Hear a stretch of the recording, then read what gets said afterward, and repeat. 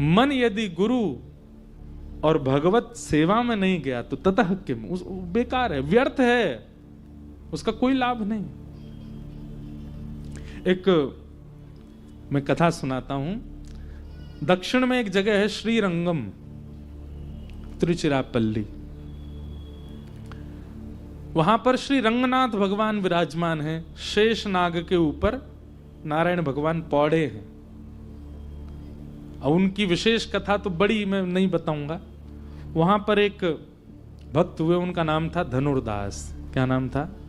उनकी कथा मैं सुनाता हूं। धनुर्दास जो थे ना, उनकी पत्नी बहुत सुंदर थी। इतनी सुंदर थी कि संसार तो उनको दिखता ही था। धनुर्दास को भी इतने वर्ष ब्याह को हो गए, वो भी अपनी पत्नी को देखे बिना रहता नहीं, इतनी सुंदर। और उसकी सुंदरता का वर्णन भक्त चरित्रों में ऐसे किया गया कि धनुर्दास खुद पहलवान था, बहुत अच्छा शरीर था उसका, धनवान भी था, सोने के आभूषण पहन करके, रत्न पहन करके रहता था। लेकिन उसकी पत्नी जब बाजार जाती थी तो नियम था धनुर्दास के बिना नहीं जाएगी, वो साथ ही जाएगा। क्यों? वो छतरी लगा के चलता था पत्नी के ऊपर, और वो भी पीछे पीछे नहीं चलता था, पत्नी के ऊपर छतरी लगा के उल्टा चलता था ताकि उसका मुख मुझे दिखता रहे। ऐसा प्रेमी देखा? महाराज, किसी का प्रेम ऐसा होगा भी तो वो संसार के सामने तो छुपा ही लेगा, बाजार में तो ऐसे नहीं घूमेगा। पर धनुर्दास के प्रेम की स्थिति इतनी ऊंची थी कि वो बाजार में घूमता था ऐसे, पत्नी के ऊपर छतरी लगाए उल्टा उल्टा चलता था, उसको देखता हुआ। पत्नी बताती थी आगे गड्ढा है, उछल जाता था उल्टा ही।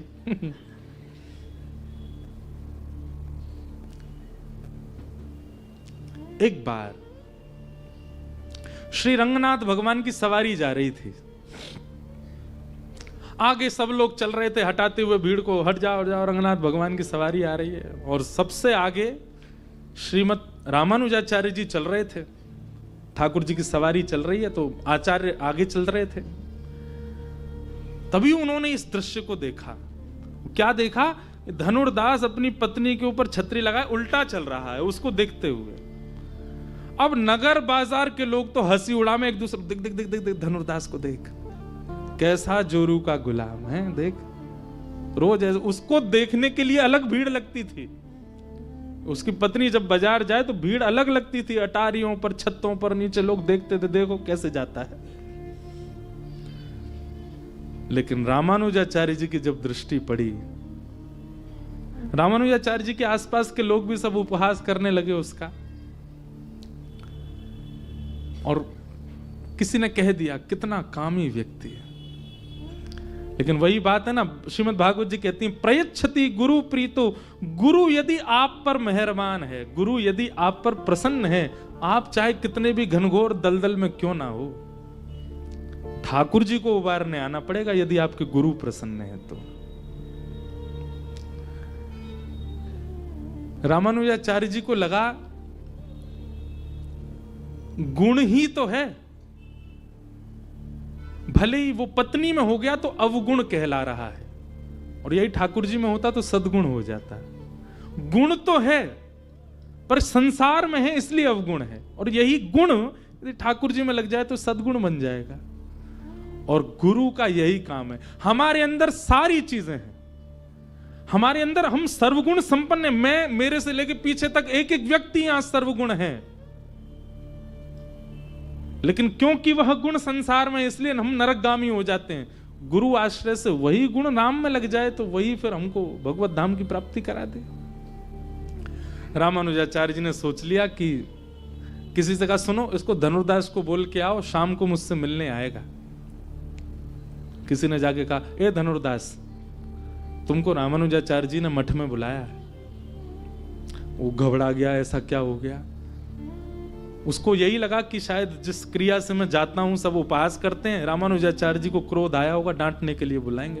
वो पहले से मन बना के गया था चाहे कितना भी डांट लें, मैं पत्नी को अब घर से बाहर ही नहीं जाने दूंगा। क्यों? वो बाहर जाएगी तो मुझे तो देखना उसको, उनकी डांट से भी मैं वह छोड़ तो नहीं पाऊंगा। रामानुजाचार्य जी ने उसको बुलाया, तो जैसे ही धनुर्दास आया प्रणाम करके बैठा, रामानुजाचार्य जी बोले, आज हमने एक दर्शन किया, तुम अपनी पत्नी के ऊपर छतरी लगाए उल्टे चल रहे थे। धनुर्दास नीचे नजर करके हाथ जोड़ के बैठा, गुरु के सामने कुछ कहना नहीं चाहिए, चुपचाप बैठे। रामानुजाचार्य जी बोले, मुझे बस इतना बताओ, क्यों देखते हो तुम पत्नी को? उसने कहा, क्षमा करें भगवान, पर मुझे उससे सुंदर कुछ दिखा नहीं संसार में, बहुत सुंदर है वो, और हर दिन वो नई लगती है, हर दिन उसकी सुंदरता बढ़ती है, इसलिए मैं उसको देखता हूं। रामानुजाचार्य जी बोले, अगर उससे सुंदर कोई तुम्हारे सामने आ गया तो? धनुर्दास बोला, इतना विश्वास से कह सकता हूं, उससे सुंदर कोई नहीं आएगा, मुझे विश्वास है, उससे बढ़िया कोई है ही नहीं संसार में।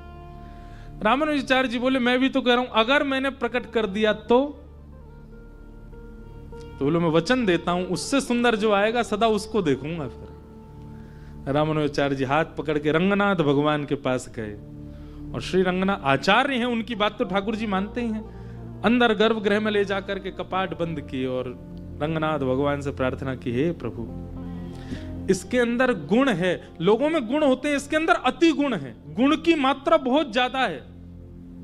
सब अपनी पत्नी को देखते हैं, पर ऐसे कोई नहीं देखता होगा, मतलब गुण की अतीत है इसके अंदर। मेरी इच्छा है कि यह गुण आपके प्रति न्योछावर हो जाए, आप कृपा कर इसको अपने अद्भुत रूप का दर्शन कराओ। इतने में ही शंख चक्र गदा पद्मधारी श्रीमन नारायण, आहा सुंदर कमल नेत्र हैं ठाकुर जी के, कमल जैसी नासिका, कमल जैसे कपोल, अद्भुत स्वरूप रूप कांति। वैसे ठाकुर जी इतने सुंदर, पर आज आचार्य के कहने से इतने सुंदर बन के आए, इतने सुंदर बन के आए कि धनुर्दास ने जैसी उनका रूप देखा, नेत्र सजल हो गए, घुटने पर बैठ गया, और सदा के लिए श्री ठाकुर जी को, अब इन नेत्रों से और किसी को नहीं देखूंगा, वचन देता हूं। तुरंत दौड़ करके गया, अपनी पत्नी को लेकर के आया, और स्वयं तो ठाकुर जी का हुआ, अपनी पत्नी को भी कर दिया। बोले, आज से मैं और मेरी पत्नी केवल ठाकुर जी को भजेंगे, इन्हीं की शरण में रहेंगे, इन्हीं के साथ रहेंगे। जीवन भर के लिए ठाकुर जी के प्रति समर्पित हो गया। कहते हैं कि रामानुजाचार्य जी रोज स्नान करने के लिए कावेरी जी में जाते थे, तो ब्राह्मण वेद पाठियों के कंधे पर हाथ रख के चल के जाते थे, और स्नान ध्यान करके जब संध्या करके पूर्ण पवित्र तिलक आदि लगा के जब पूर्ण पवित्र अवस्था में होते थे, तब धनुर्दास के कंधे पे हाथ रख के आते थे। ब्राह्मणों ने एक दिन इस पर शंका प्रकट की, बोले, भगवान आप अशुद्ध अवस्था में सुबह सुबह नहा धो के जब उठते हो, तब तो हमारे कंधे पे हाथ धर के जाते हो, और नहा धो के परम पवित्र शुद्ध होकर के जब आते हैं तो वो कामी व्यक्ति है धनुर्दास, उसके कंधे पे हाथ रख के आते हो। रामानुजाचार्य जी ने कहा कि तुमने उसमें काम का दर्शन किया, परंतु उसमें गुण का अतीत था, वही गुण ठाकुर जी में परिवर्तित हो गया, तो वही अवगुण ही बहुत बड़ा गुण बन चुका, और ये मैं बताऊंगा नहीं, तुम्हें दिखाऊंगा एक दिन उसका गुण। कैसे दिखाया? एक दिन रामानुजाचार्य जी कथा कर रहे थे वाल्मीकि रामायण, और वाल्मीकि रामायण में प्रसंग आया कि विभीषण शरणागति का जब प्रसंग आया, कि विभीषण शरण लेने के लिए आया राम जी की, तो भगवान ने, जैसे ही भगवान को पता चला कि विभीषण आया, तो ठाकुर जी ने सुग्रीव और वानरों की सब सेना को भीतर ले जाकर के सबसे पूछा। क्या पूछा? सुग्रीव शरण में आया, इसको शरण में लेना चाहिए कि नहीं लेना चाहिए? ये प्रसंग रामानुजाचार्य जी सुना रहे थे, तो सामने बैठा धनुर्दास इतना रोया, इतना रोया, इतना रोया, उठ करके कथा से ही चला गया। सब ब्राह्मण देवता उसकी हंसी उड़ाने लगे, बोले ये वही है जिसके कंधे पे हाथ धर के आते हो आप, तो कथा के बीच में से ही चला गया। रामानुजाचार्य जी बोले उसको बुला के लाओ, बुला के लाए। सभा ऐसी ही बैठी थी, सब जैसे आप बैठे हो। धनुर्दास से पूछा, तुम गए क्यों? बोले, भगवान मैंने आपसे कथा में सुना कि राम जी भक्त वत्सल हैं, वो सारे दोषों को नजरअंदाज करके सबको अपनी शरण प्रदान करते हैं, परंतु विभीषण जब उनकी शरण में आया तो उनको शरण देने की वजह वो सबसे पूछ रहे हैं कि इसको शरण में लूं कि नहीं। जब विभीषण जैसे भक्त के लिए ठाकुर जी को पूछना पड़ रहा है तो मेरे को तो कभी भगवत प्राप्ति होगी नहीं। समझ में आई बात? उसके दुख का कारण क्या था, उसके शोक का कारण क्या था कि विभीषण जैसे को शरण लेने के लिए ठाकुर जी इतनी बड़ी मीटिंग कर रहे हैं, तो मैं तो फिर किसी लायक नहीं हूं, मुझे तो ठाकुर जी कभी शरण में नहीं लेंगे। इस बात से मेरे को रोना आ गया, मैं विरह व्याकुल हो गया, मैं उठ के चला गया। तब रामानुजाचार्य जी ने बताया, है किसी की ऐसी विरह की स्थिति कि वो विभीषण की स्थिति और अपनी स्थिति को कंपेयर करके कह रहा है कि ठाकुर जी जब उसको लेने में इतनी मीटिंग कर रहे हैं तो मुझे कैसे लेंगे? तब रामानुजाचार्य जी ने कहा, कथा पूरी सुनो। बैठा, तब बताया कि सुग्रीव ने मना किया कि रक्त तो एक ही है, रावण का ही वंश का है, वो भी कहीं ना कहीं राक्षस तत्व तो होगा, आप उसको शरण मत लो। कई लोगों ने मना किया कि ठाकुर जी आपको परख लेना चाहिए विभीषण को, उसको अभी शरण में नहीं लेना चाहिए। एक प्रकार से मना हो गई सभा में कि विभीषण को शरण नहीं मिलेगी। ठाकुर जी उठ करके बाहर गए, सबको लगा कि इसको ठाकुर जी मना कर देंगे, लेकिन बाहर जाती ठाकुर जी ने क्या किया, सबके मना करने के बावजूद भी विभीषण को उठा करके हृदय से लगाया और हृदय से लगा करके उसको शरण प्रदान की। तब रामानुजाचार्य जी बोले,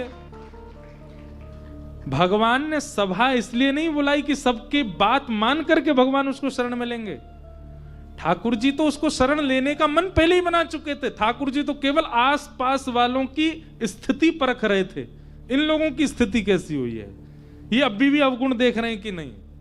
और ठाकुर जी ने देख लिया कि इनकी दृष्टि अभी भी अवगुण देखने वाली है। ठाकुर जी ने किया वही जो ठाकुर जी का स्वभाव है, शरण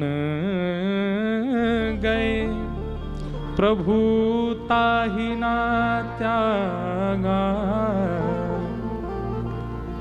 शरण में जो एक बार आया ठाकुर जी उसको त्याग नहीं करते, चाहे वो विश्वद्रोही क्यों ना हो, उसको लेते हैं ठाकुर जी।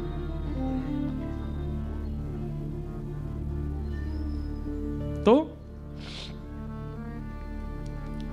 हमारा गुण अवगुण इसलिए है क्योंकि संसार के प्रति, वही कथा से, सत्संग से, गुरु कृपा से भगवत प्रति हो जाए, वही सद्गुण, वही भगवत प्राप्ति का कारण बन जाएगा।